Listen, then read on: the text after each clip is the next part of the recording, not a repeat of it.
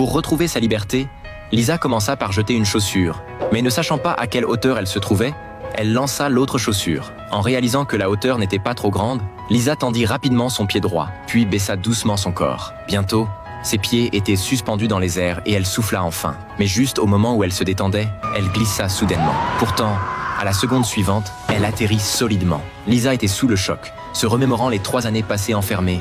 C'était presque irréel.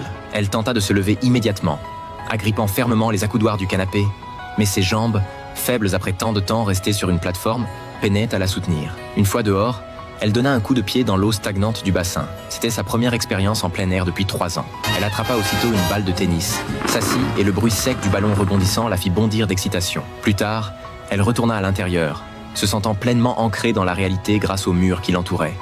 Puis mit ses chaussures, prête à explorer le monde extérieur. Peu de temps après, Lisa arriva dans le village, presque trop excitée pour se contenir. Après avoir dit au revoir au chauffeur, elle s'accrocha à une rambarde et se mit à danser gracieusement dans la rue. À cet instant, elle goûtait presque à la liberté. Elle se promena dans la rue, tout autour d'elle devenant son terrain de jeu. Elle criait de joie depuis son scooter électrique. C'était son premier voyage en 3 ans. Et même arracha une contravention des mains d'un policier de la circulation pour la déchirer immédiatement. En voyant des filles faire du yoga, elle imita leurs mouvements, comme si elle puisait son énergie dans tout ce qui l'entourait. Cependant, à ce moment-là, Lisa remarqua soudainement un vaste océan devant elle.